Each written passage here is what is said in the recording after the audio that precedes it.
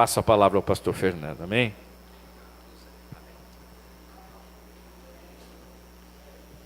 Amém, irmãos. Só dar uma reforçada rápida, breve. Vai ser nesse próximo, então, domingo, que a gente vai fazer o trabalho nas ruas aqui de Ribeirão, né? Provavelmente a gente vai atender mesmo ali a área próxima central, ali a rodoviária. É uma área onde tem muito andarilho, muito mesmo. Tem uma concentração ali de uns 30, 40, que a gente conseguiu ver mais ou menos por cima, mas deve ter muito mais. Então a gente quer, pelo menos uma vez, ou a cada 15 dias, estar oferecendo aí esse café da manhã. Claro, irmãos, que a gente não vai resolver o problema deles, mensal. Mas pelo menos uma ou duas vezes por mês, a gente vai encher a barriga dessas pessoas que vivem nessa condição de rua, tá? Na verdade, ninguém vive na rua, né? Eles vivem assim à beira de qualquer lugar. A casa deles é qualquer canto. É uma marquise de um hotel, de um banco, e nós levaremos então pelo menos o alimento. E uma coisa também que eu tenho pensado, que agora começou, é assim, tá, gente? Um pouco de frio. A gente em casa, com uma manta, você resolve o problema, mas na rua a temperatura não é igual do que dentro de casa. Vocês concordam comigo?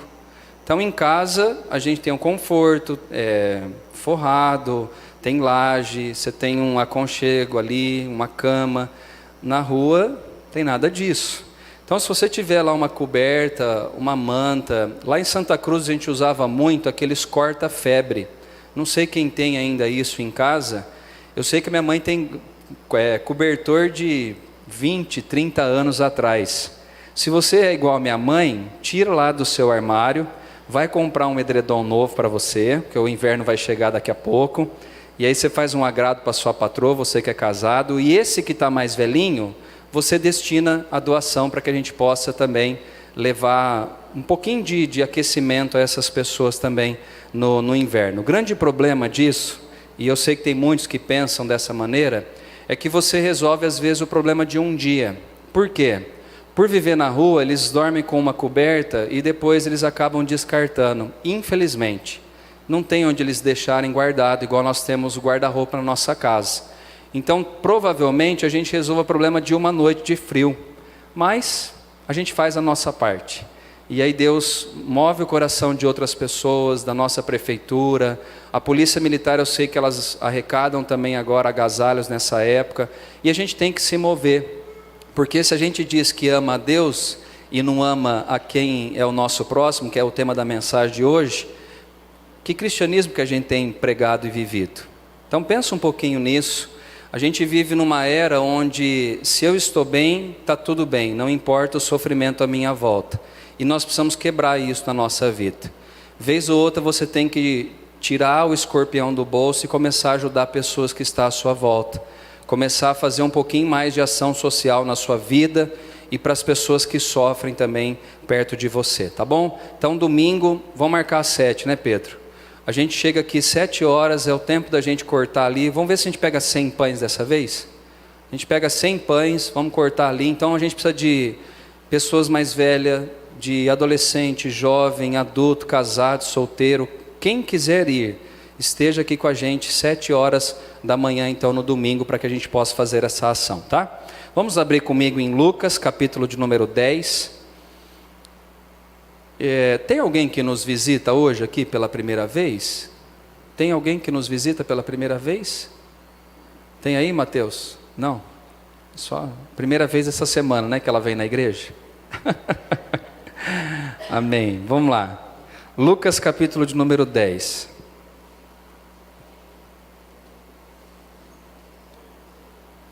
Eu quero trazer uma mensagem que eu, assim, não me lembro de ter pregado ela, ministrado ela em nenhum lugar, que é uma história que Jesus conta de um bom samaritano. E eu queria trazer algumas reflexões, de acordo com esse texto aqui, sobre exatamente essa vida que nós temos cristã. Semana passada eu falei um pouco da tensão, né, entre o cristão e o mundo. E o motivo da minha mensagem semana passada não é para, assim, o pastor foi muito bravo. Irmãos, não tem braveza nenhuma. Tem algo que Deus tem colocado no meu coração, que eu quero transmitir para a igreja, e alertar você que você precisa tomar uma posição na sua vida, tá? Então não me leve a mal, não me entenda mal, é a palavra de Deus que a gente prega, e a palavra de Deus ela tem que mudar a nossa vida, senão a gente está aqui às vezes perdendo tempo. Então eu quero que você assim, seja santificado, seja tocado por Deus. Eu preparo as mensagens, a Ana sabe disso, eu tenho uma linha um pouquinho mais de exortação, vocês sabem, eu estou aqui há 6 anos, e então Deus me usa nessa área, eu sei para que eu fui chamado. Tem pastor igual o Cláudio Duarte, que ele tira risos e depois choro da plateia que ele prega. O Hernandes Dias Lopes, ele é mais culto, e cada um tem o seu estilo de mensagem. O pastor Zé Roberto, quando prega também, ele tem a sua linha, o Ricardo, o Samuel e tantos outros aqui. Mas o meu motivo, irmãos, de coração, é que a igreja seja alertada. Diferente de um tempo atrás, hoje a gente tem a internet nas nossas mãos.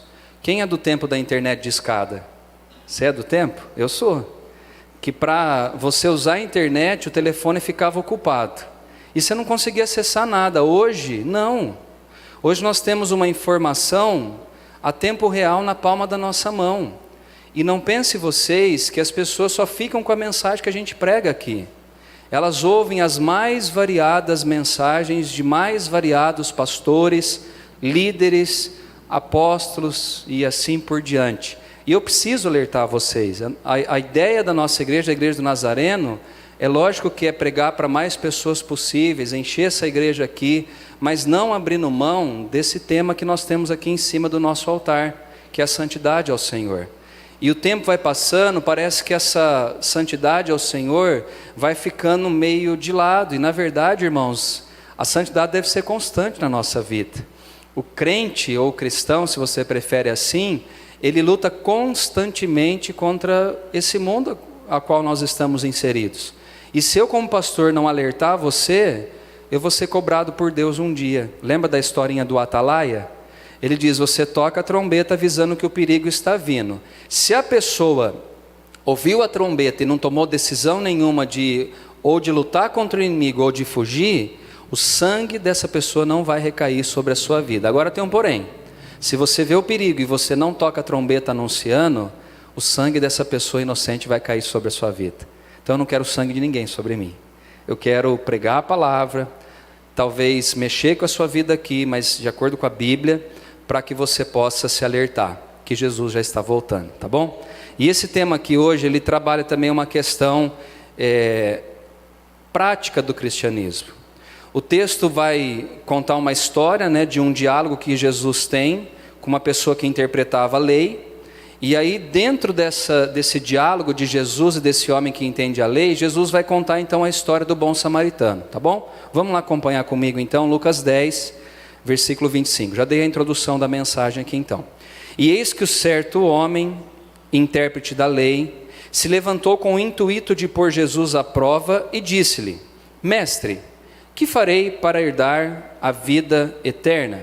Então a primeira indagação que esse homem, que é o intérprete da lei, ele faz, e para justamente questionar Jesus e tentar colocar ele à prova, ele faz essa pergunta dizendo, o que um homem, uma pessoa pode fazer para herdar a vida eterna?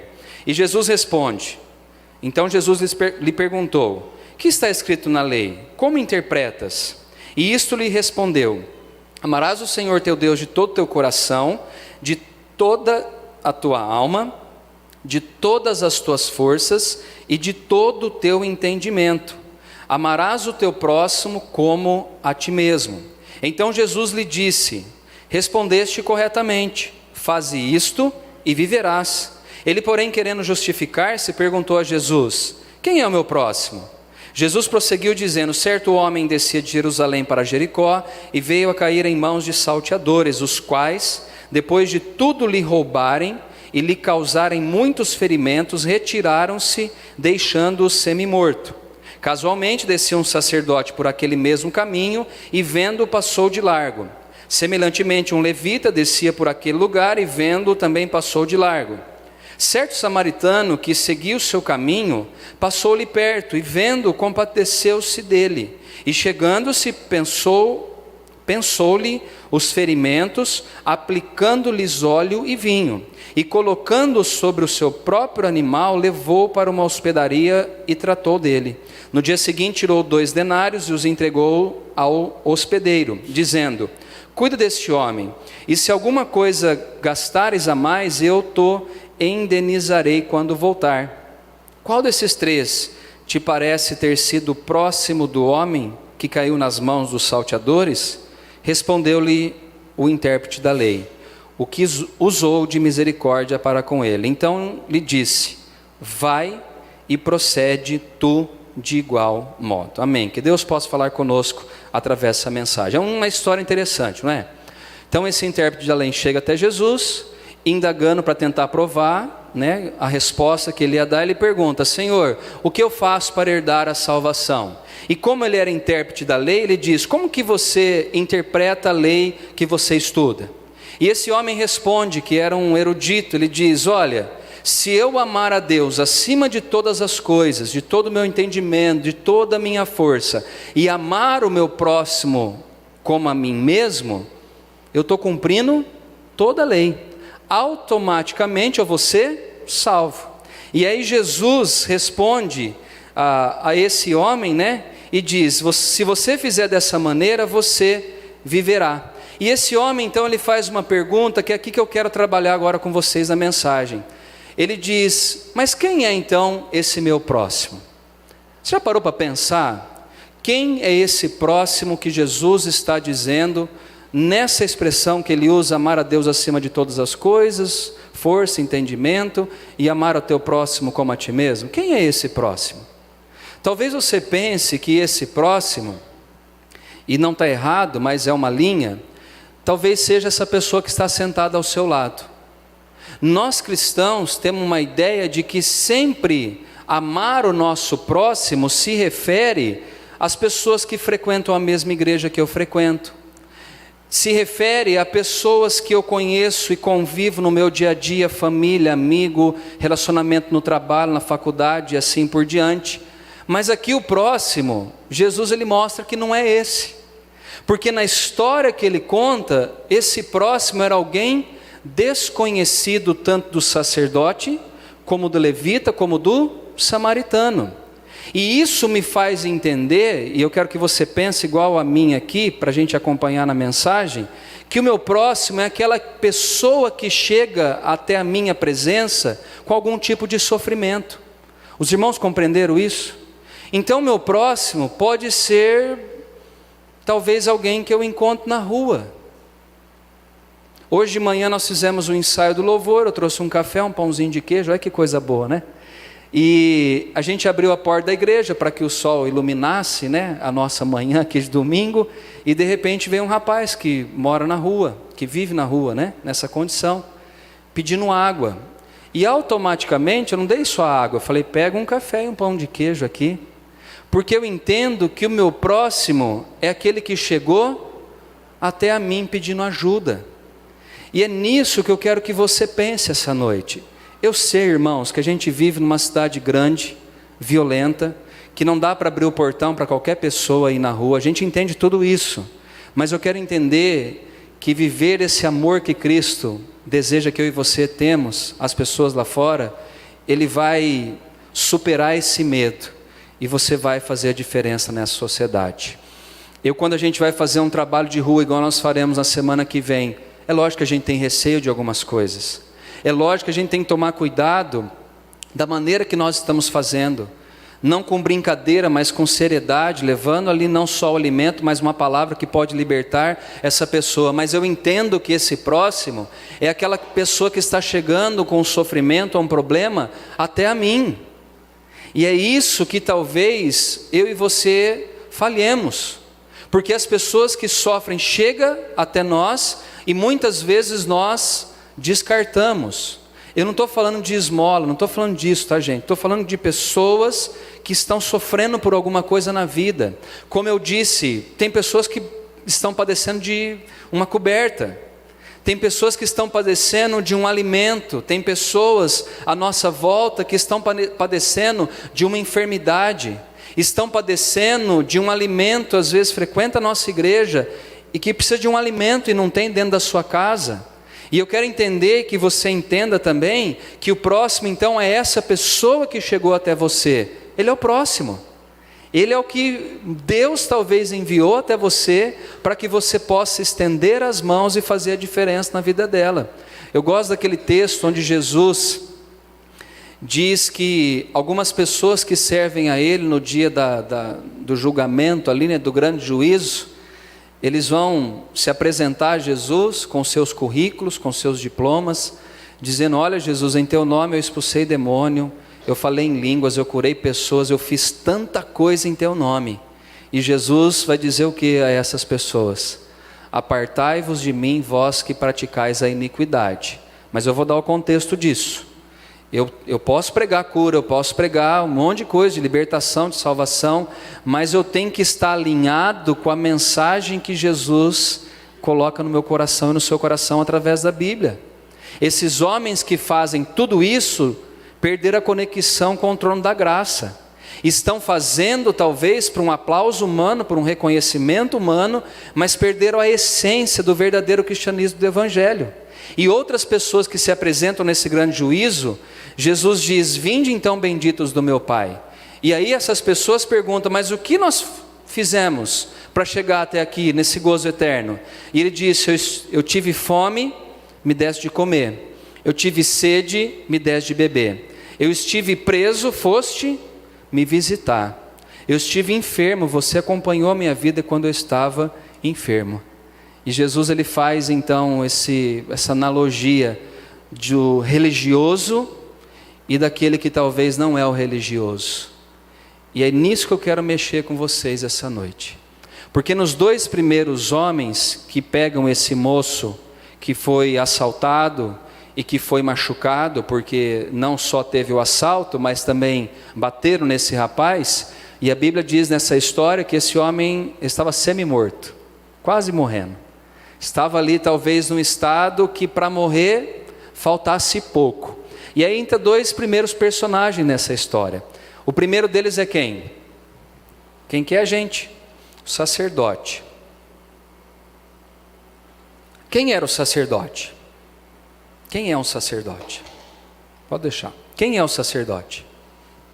Se a gente olhar na Bíblia, a gente vai ver que o sacerdote ele tinha algumas tarefas específicas que Deus assim colocou sobre a vida dele. Primeiro que ele vinha da linhagem de Arão, que era da tribo de Levi. E esse homem ele não podia tocar em morto, ele não podia comer nem uva, nem tomar nada derivado de uva. É quase um nazireado, é isso? Tinha quase um voto nazireu. Ele tinha que oferecer sacrifícios e holocaustos para perdão do povo de Israel, dos judeus, e ele então tinha que estar com a vida dele reta, pura, santa diante do Senhor. No Novo Testamento a função praticamente elas são as mesmas, só que acrescenta um pouco mais que esses sacerdotes do Novo Testamento, eles também eram meio que juízes da parte eclesiástica, ou seja, da igreja. Quando Jesus ele vai ser interrogado, primeiro ele é interrogado por quem? Pelos sacerdotes, e ali pelo sinédrio, que eram os homens que estavam na liderança da igreja. Então o sacerdote aqui, eu quero entender, que você entenda, que era alguém que tinha contato com quem? Com o Senhor, com Deus. Era alguém que conhecia a lei e a palavra. Era alguém que tinha facilidade de interpretar as coisas espirituais. Era alguém que entendia Deus, que conhecia Deus. E o texto fala que quando esse homem, que era o sacerdote, alguém que andava com Deus, ele passa perto desse rapaz, esse moço que está ali machucado, a Bíblia usa a expressão que ele passa de largo. O que essa expressão quer dizer? Mesma coisa, está vindo numa rua aqui, você pega a Conde Francisco Matarazzo, você está vindo pela calçada direita, e aí você vê uma pessoa ali, moribunda, machucada, enferma, na condição de rua, e aí você olha para aquela situação, pelo medo que nós temos, a gente passa de largo, a gente faz o quê? Atravessa, vai para outra calçada. Esse homem, sacerdote, ele fez exatamente isso. Ele viu a situação, ele viu o problema, ele viu que aquele homem estava carecendo de uma ajuda, mas ele olha para aquela situação e a decisão que ele toma é de não ajudar esse rapaz que era o próximo dele. Lembra que eu falei no começo de que o próximo é aquele que chega até mim com um problema pedindo socorro. E a Bíblia diz então que esse sacerdote ele passa de largo, ele passa de longe, ou seja, eu não quero problema para a minha vida. É muito parecido comigo, com você, não é, gente? A gente às vezes não gosta de resolver problemas dos outros. A gente quer resolver os nossos problemas. Mas Jesus ele quer tirar você desse estágio, colocar você no estágio maior, de que a dor do próximo incomoda também a sua vida essa noite. Se ele está naquela condição, Deus quer que eu seja tocado com aquilo lá e não passe de largo. Eu posso fazer. Tem pessoas que vêm aqui no final do culto pedindo um alimento, como aconteceu semana passada, né, Pedro? E aí a gente fala e pensa, a gente conhece esse rapaz que vem pegar alimento? A gente sabe o que ele vai fazer com esse alimento? E na dureza da nossa cidade grande, que coloca-se dentro de nós, é que aquilo que Paulo fala, né? Quem não trabalha, quem se lembra aí, gente? Não coma. E a graça e a misericórdia, o amor de Deus. Diz a pesquisa que nós temos 14 milhões de pessoas desempregadas no Brasil. Você já parou para pensar nisso? Tá bom para você, a sua vida financeira, o aconchego do lar, tudo? Legal. Existem 14 milhões de pessoas que talvez não tenham emprego formal, trabalham na informalidade. Muitos ganham a vida com isso, mas muitos, pai de família, às vezes se desespera pela situação que está passando. E se o teu próximo é essa pessoa, o que você vai fazer?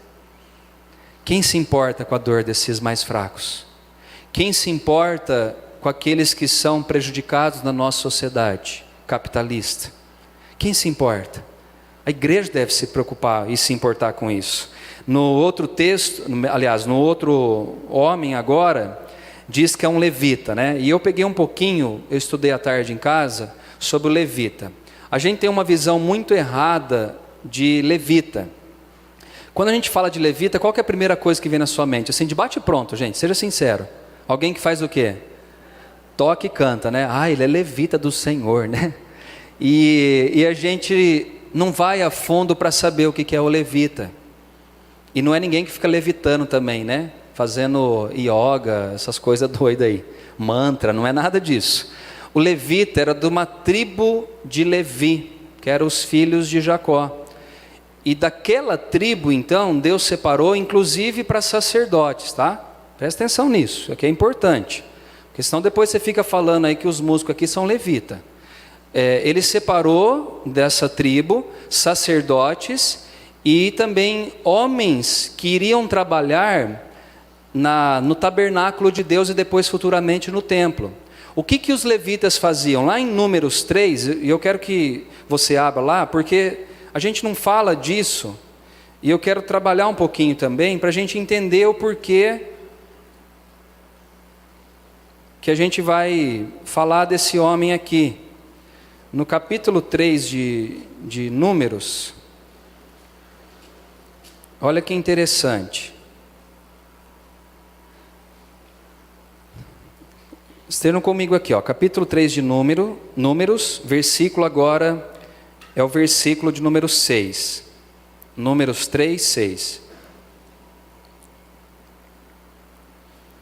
Diz assim: faze chegar a tribo de Levi e põe-na diante de Arão, o sacerdote, para que os sirvam e cumpram seus deveres para com ele e para com todo o povo diante da tenda da congregação, para ministrarem no tabernáculo. Então, vamos entender isso aqui. Através de Arão, que era o sacerdote, Deus falou: agora você vai separar homens da tribo de Levi, para que eles auxiliem a você no trabalho da onde, gente? Do tabernáculo. E entendam aqui o ministrar, que não é alguém com um violãozinho que fica cantando e tocando ali, tá? Ministrar, nesse texto aqui, quer dizer servir. Ele é um trabalho no Novo Testamento que é muito parecido com diáconos, que são pessoas que servem na igreja enquanto você está cultuando aqui, tá bom? Mas vamos para frente. Versículo 8. Terão cuidado de todos os utensílios da tenda da congregação e cumprirão o seu dever para com os filhos de Israel no ministrar no tabernáculo. Então o que eles faziam? Quando tinham sacrifícios, as ofertas, esses homens eles faziam o quê? Auxiliava o sacerdote para que isso fosse oferecido então a Deus. Mais do que isso, vamos lá agora no versículo de número 25. Os filhos de Gerson terão a seu cargo na tenda da congregação, o tabernáculo, a tenda e sua coberta, o reposteiro para a porta da tenda da congregação, as cortinas do pátio, o reposteiro da porta do pátio, que rodeia o tabernáculo e o altar, e as suas cordas e todo o serviço a ele devido. Olha que interessante, eu nunca tinha ouvido essa palavra reposteiro. Sabe o que é reposteiro? Era tipo que, sabe aqueles biombos que a gente usava aqui na igreja? Era um tapume, era uma cortina que tinha 4 colunas, e ele ficava em 2 portas aqui que foram formadas. Esses homens, eles eram responsáveis pela entrada então de pessoas autorizadas ou não dentro dessa cortina aí, tá bom? Deu para entender isso? E aí o que acontece? Quando era a tenda, toda vez que Israel peregrinava sobre a terra, o que os levitas faziam? Quem mata a charada aí? Fazia o que, gente? Eles desmontavam toda a tenda, né, que era o tabernáculo, e eles eram responsáveis pelo transporte de todas as coberturas, cortinas, as colunas. Eles eram responsáveis também para transportar a arca da aliança que representava a presença de Deus. Você lembra naquele episódio, quando Davi está levando a arca para a cidade dele, e eles colocam num carro de boi novo? Não era para ter colocado. Era para ter colocado sobre os ombros dos levitas, e eles iam levar essa arca até a cidade de Davi. O que acontece no meio do caminho? Os bois tropeçam, a arca vai cair, o abençoado Uzá vai estender a mão para segurar a arca, ele morre na presença de todo mundo. Aí Davi chora, fala: ai Deus, como eu vou levar a ti a arca? Ele fala: filho, você tinha que ler a palavra, você tinha que ter lido a lei, porque tinha um jeito certo de levar, não era de qualquer forma. E aí dá uma outra mensagem, né? Que de boas intenções o inferno está cheio. Cuidado, às vezes você tem uma boa intenção, mas está fazendo de forma que a Bíblia condena. Mas o caso é que os levitas, eles faziam todo esse transporte. Nós vamos parar aqui agora nesse lugar. O que os levitas faziam? Ficavam tocando?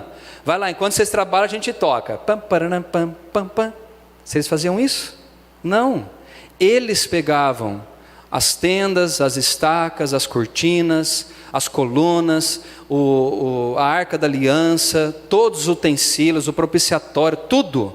Eles levavam, chegavam naquele lugar, eles montavam toda a estrutura do tabernáculo onde eles iam parar. E aí a gente acha que levita é aquele que toca.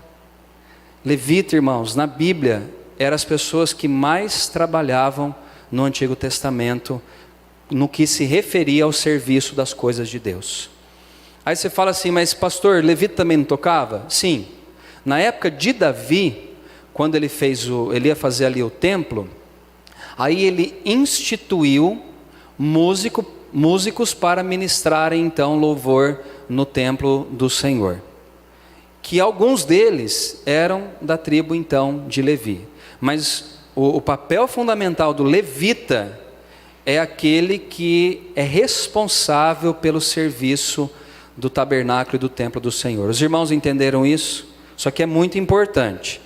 E por que eu falei de tudo isso, irmãos? Para você entender que além do sacerdote, agora vem esse outro homem que era da tribo de Levi, que também tinha um conhecimento, que prestava serviço para as coisas de Deus, para a casa de Deus, para o templo de Deus. Ele olha agora para aquele homem também que foi assaltado, que foi maltratado, está machucado. o que ele faz? Exatamente o que o sacerdote fez. Ele desvia o caminho e não se compadece daquele que está ali machucado. E aí isso deve fazer eu e você pensar em algumas coisas na nossa vida com Deus. Irmãos, não é pela frequência nos cultos, não é pela frequência dos cultos que nós entraremos no céu. Não é se eu dou dízimo ou não. Não é sobre a minha falta ou não falta.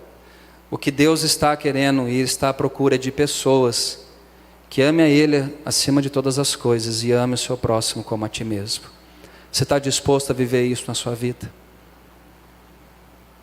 Você está disposto a abrir mão muitas vezes do seu conforto para atender uma necessidade de alguém? Você está disposto a enfrentar muitas vezes o medo de não ser assaltado, de isso, daquilo, e oferecer uma ajuda a alguém que precisa de você naquele momento? E quando eu estou falando dessa ajuda, não estou me referindo somente a andarilhos. Às vezes alguém que trabalha com você, você sabe que ele está sofrendo. Ele é o seu próximo, o que você fará por ele?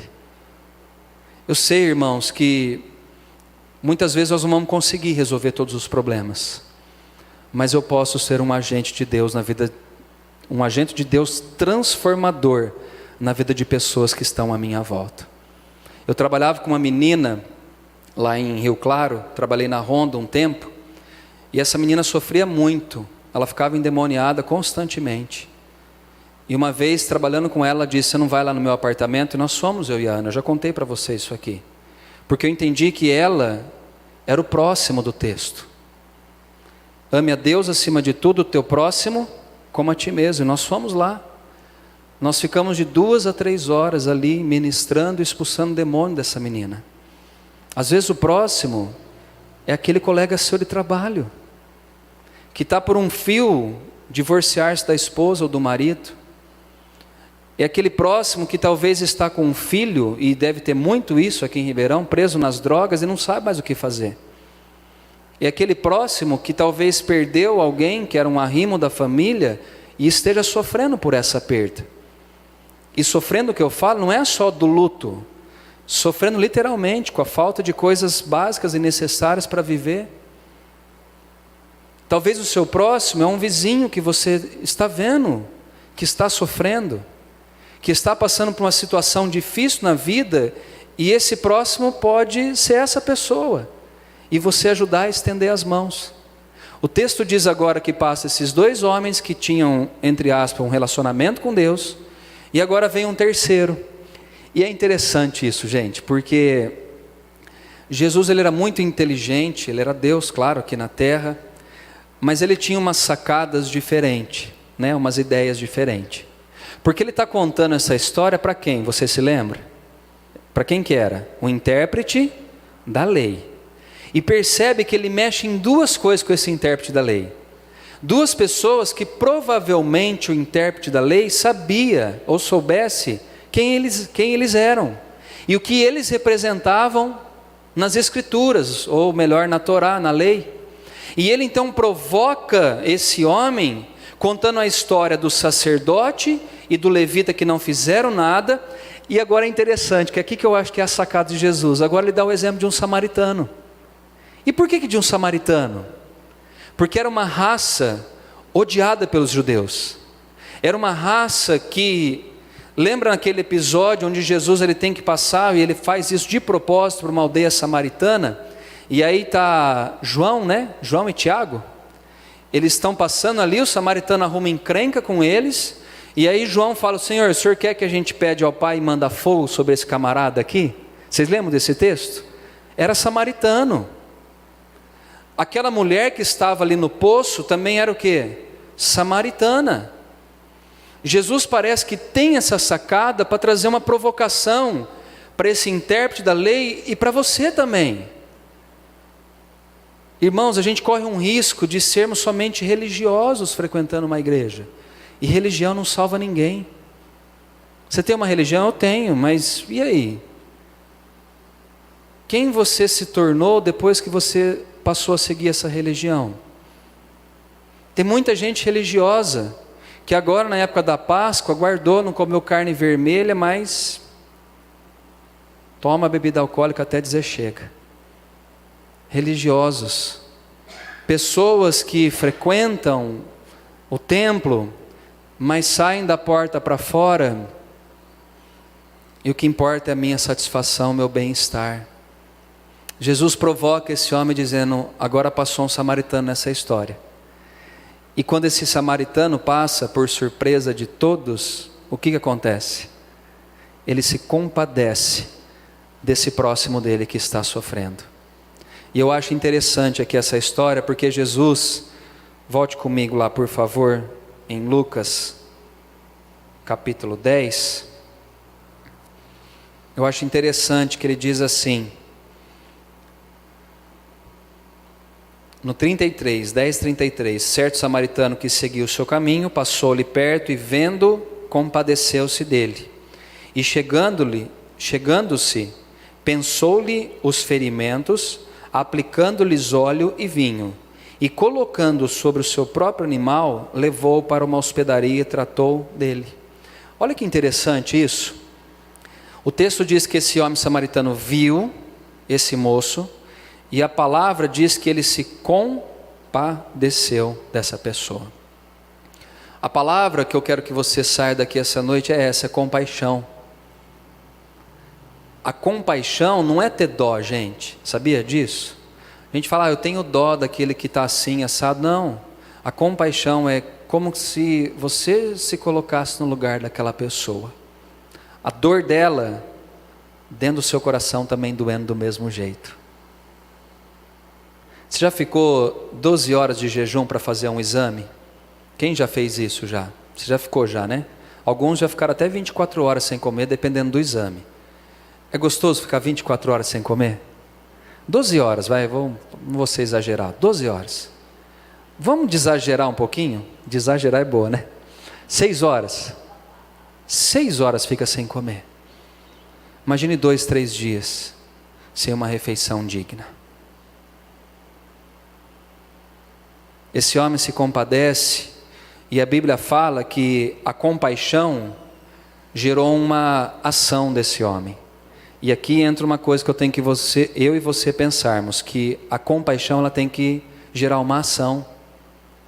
Não adianta, irmãos, estou querendo dizer assim, tem um monte de pessoas sofrendo, e a gente reúne aqui domingo, nós vamos dar as mãos, vamos falar, vamos clamar então por Ribeirão? Legal. Só que a compaixão ela tem que gerar o quê?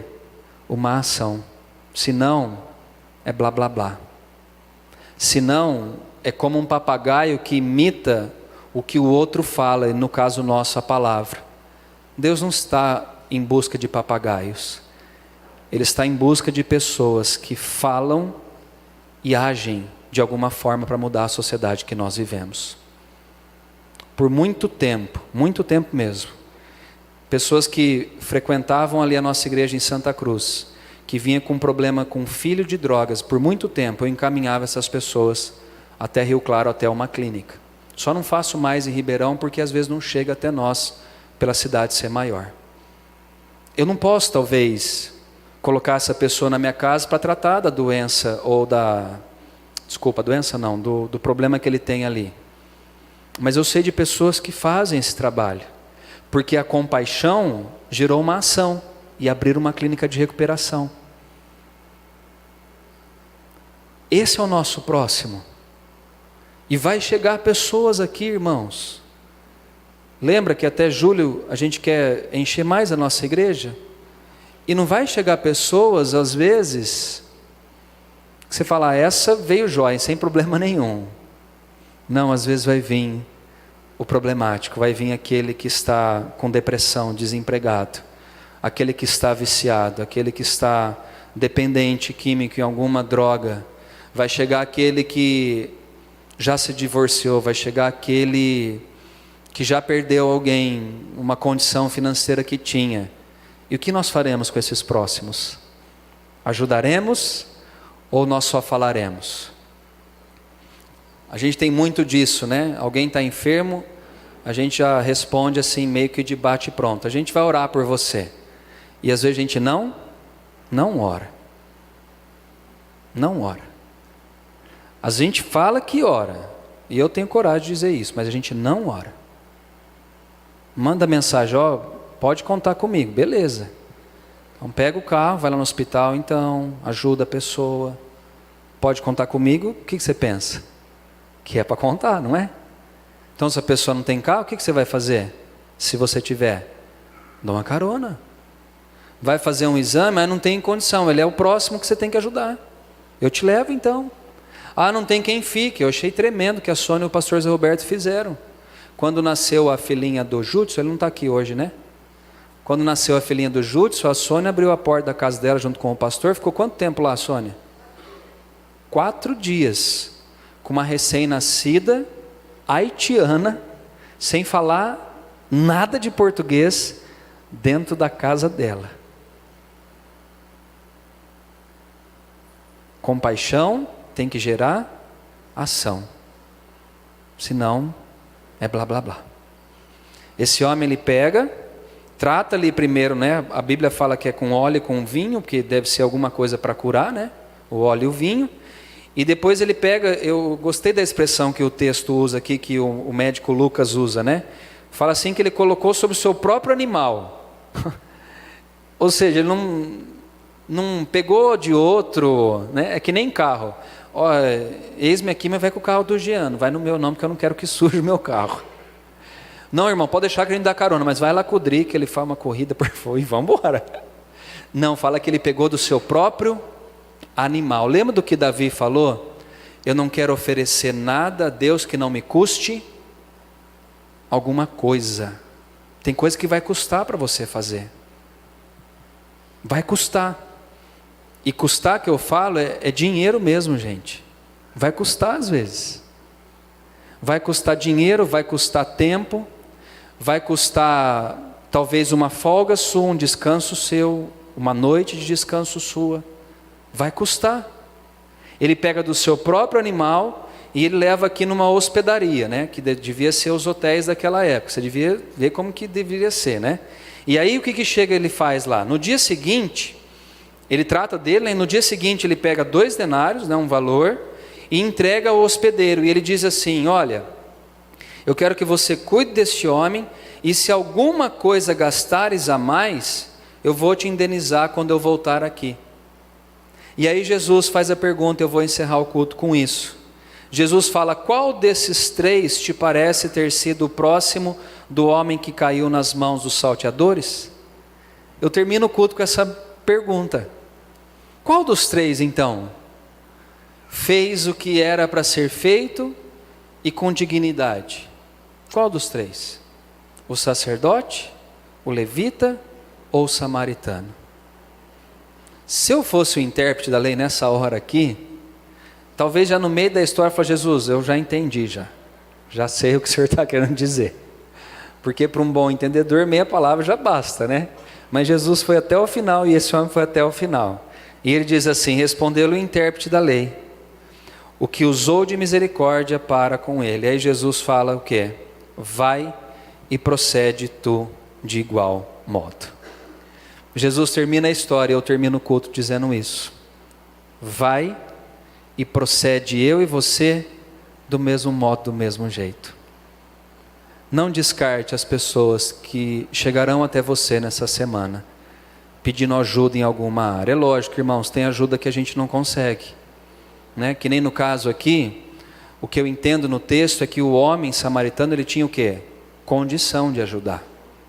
Tá? Eu não estou dizendo, eu vou vender minha casa e vou agora abrigar todos os andarilhos de Ribeirão Preto. Não é isso. É condição.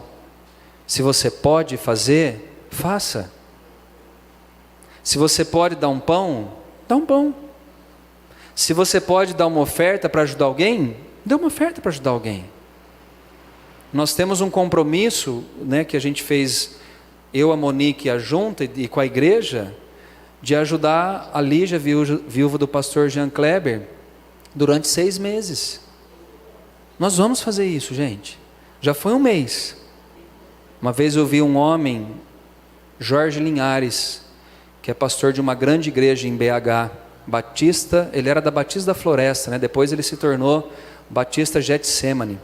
um homem tremendamente próspero, com ministério abençoado aqui no Brasil.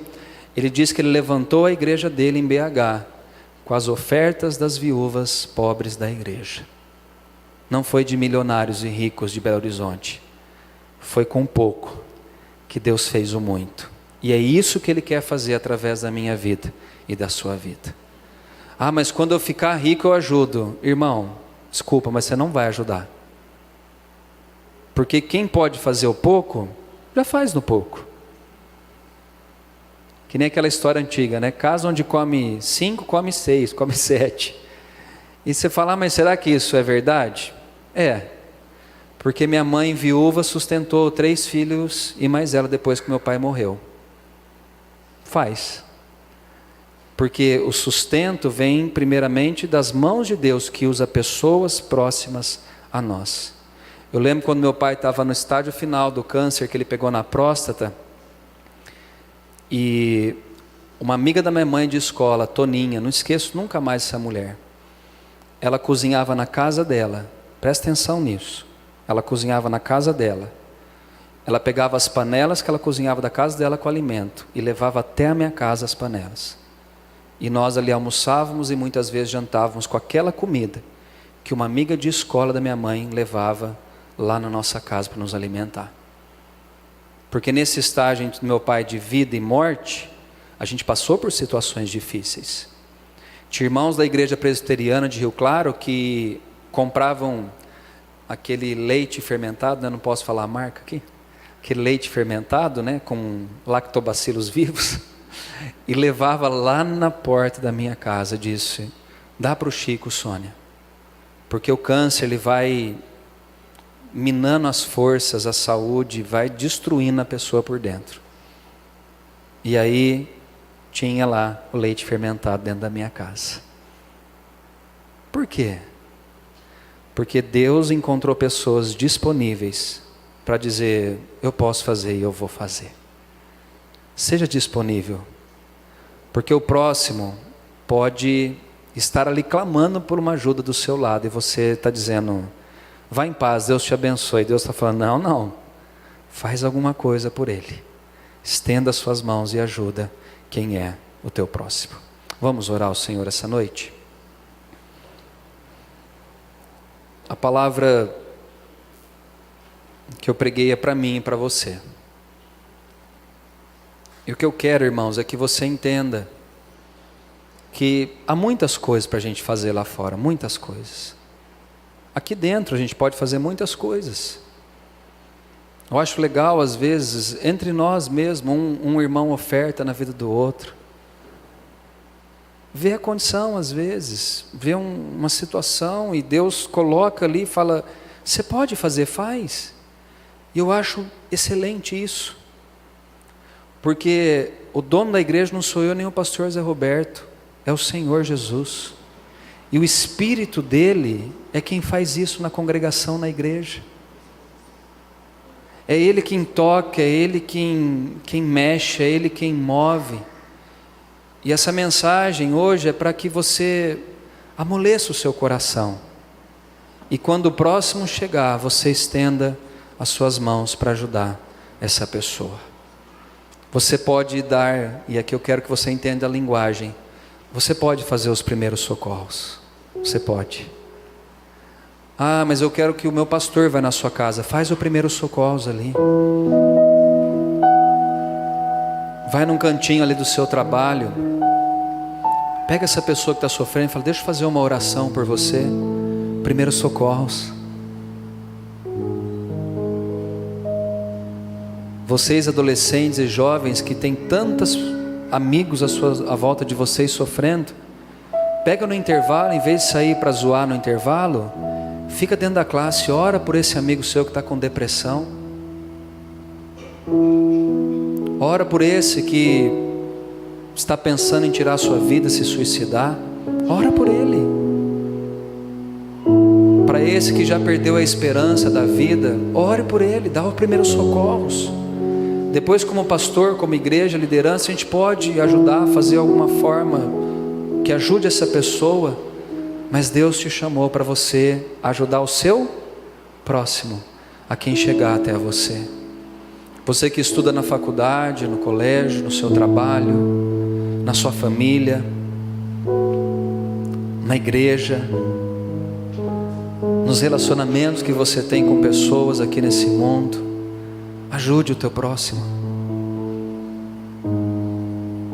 Essa noite Jesus está procurando pessoas disponíveis, que dirão: Senhor, eis-me aqui, eu quero ser usado pelo Senhor. É tão interessante algumas coisas, né? A gente às vezes vai visitar algumas famílias, alguns irmãos ou até fora da igreja, e a princípio parece que não é nada aquilo, para mim e para você, mas para a pessoa que está recebendo a visita, é uma baita diferença que faz na vida dela. E Deus não chamou só eu para visitar, Ele chamou cada um de nós para fazermos esse trabalho aqui na igreja e fora da igreja, e assim por diante. Vamos orar ao Senhor essa noite?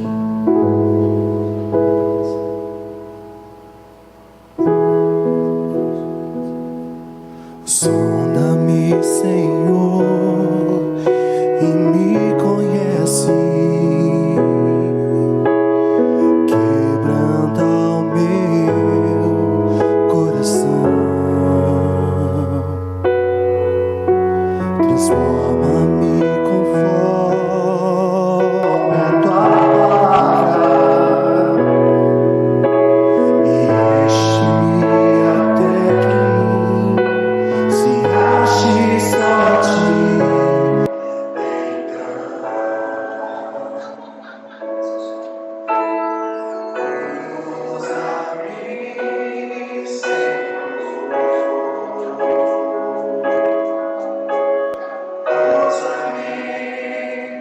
Como um farol que brilha à noite, como monte sobre as águas, como abrigo no deserto, como flecha que acerta o alvo. Eu quero ser usado da maneira que te agrade, em qualquer hora e em qualquer lugar.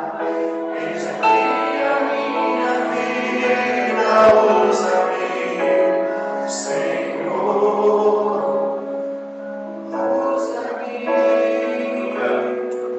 Antes de orar, eu lembrei de uma história de um adolescente que estava na beira de uma praia, e ele viu uma estrela do mar. Ele pegava aquela estrela e jogava para dentro do mar.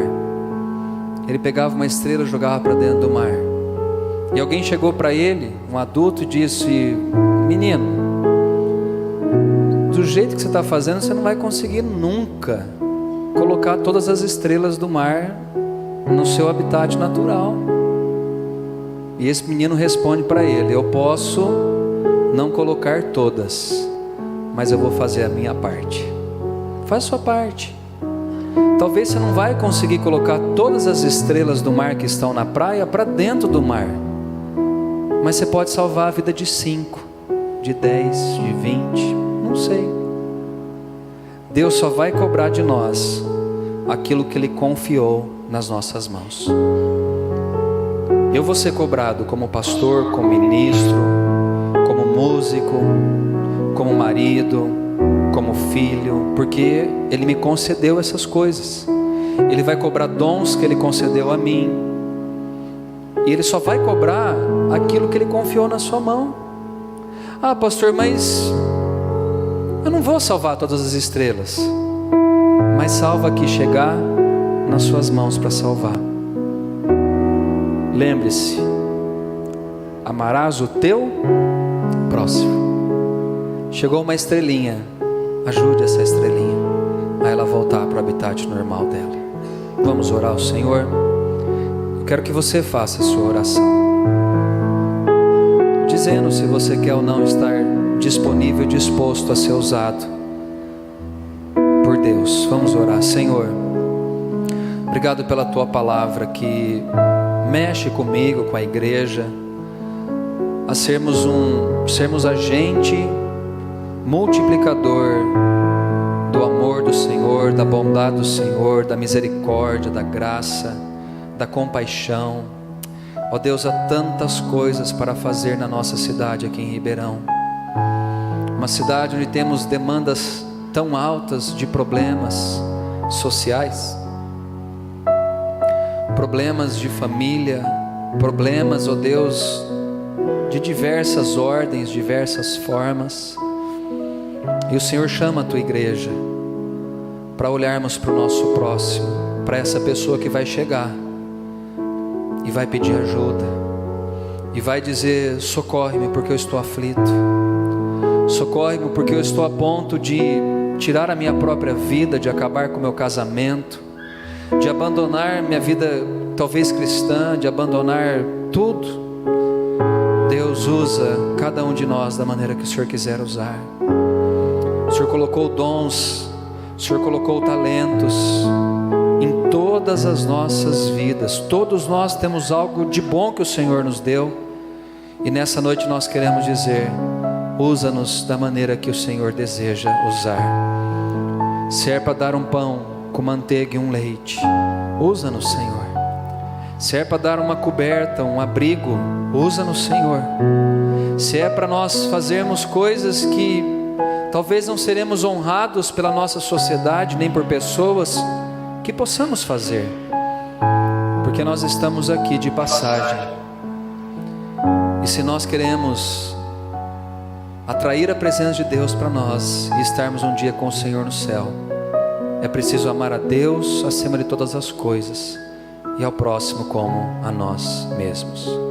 Abençoa a tua igreja essa noite e ache corações disponíveis aqui entre nós, em nome de Jesus, amém. Vamos ficar em pé, nós vamos cantar esse refrão. Eu quero que você cante.